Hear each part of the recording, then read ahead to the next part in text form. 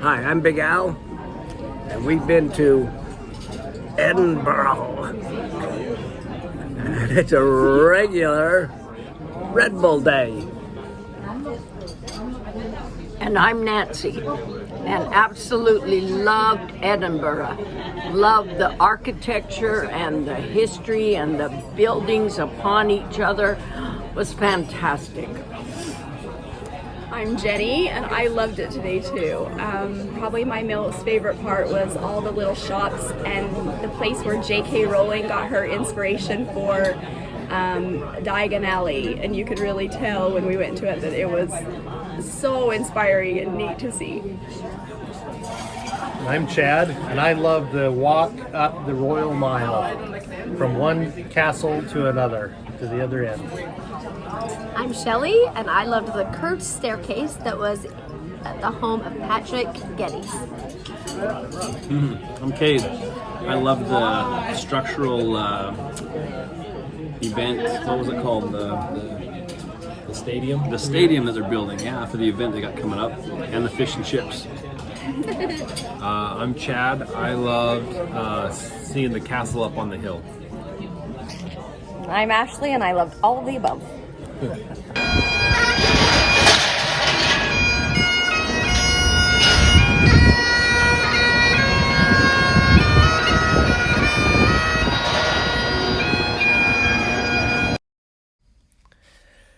Edinburgh.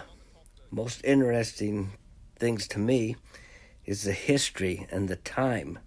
The castle was built about 1106, the town about the same time, even though it wasn't commissioned a town until the 1500s. During these times, it was a hard life. They went through at least 2 major plagues, killing over 30% of the people. In the 1800s, they had to pull down the top layers of some of the buildings and rebuild them. But most of the buildings have lasted hundreds of years. This is our tour guide, Nick.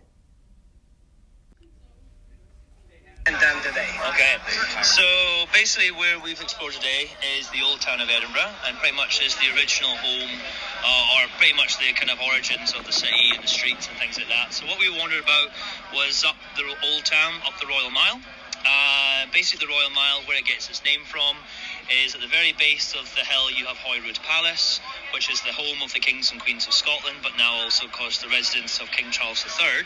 And at the very top you've got Edinburgh Castle, which is now, of course, a tourist attraction, but it is, of course, where the military also used to have a kind of settlement there as well.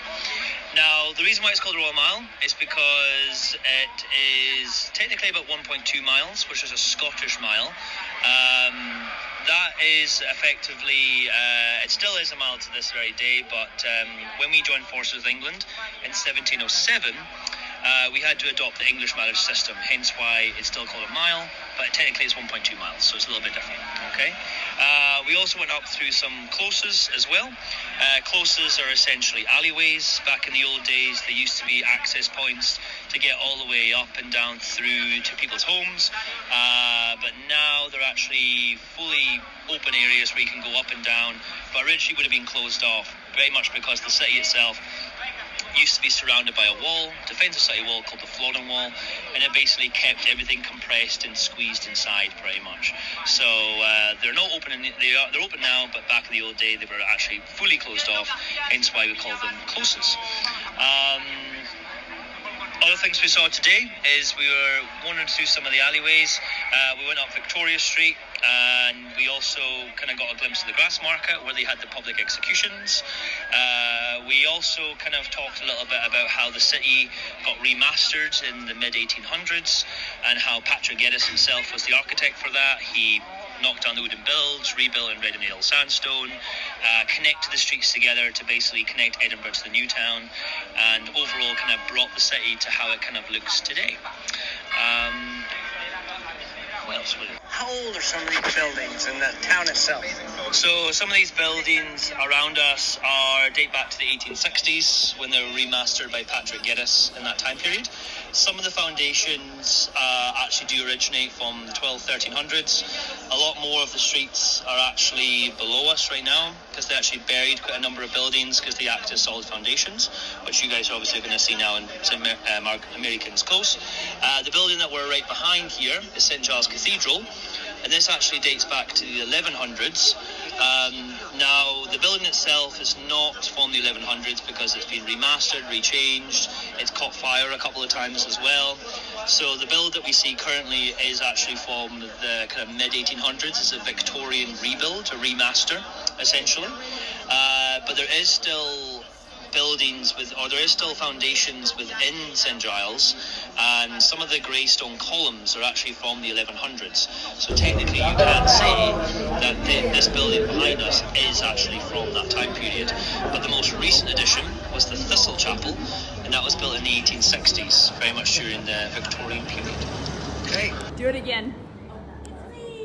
Pass out, man. I love it. That's cool.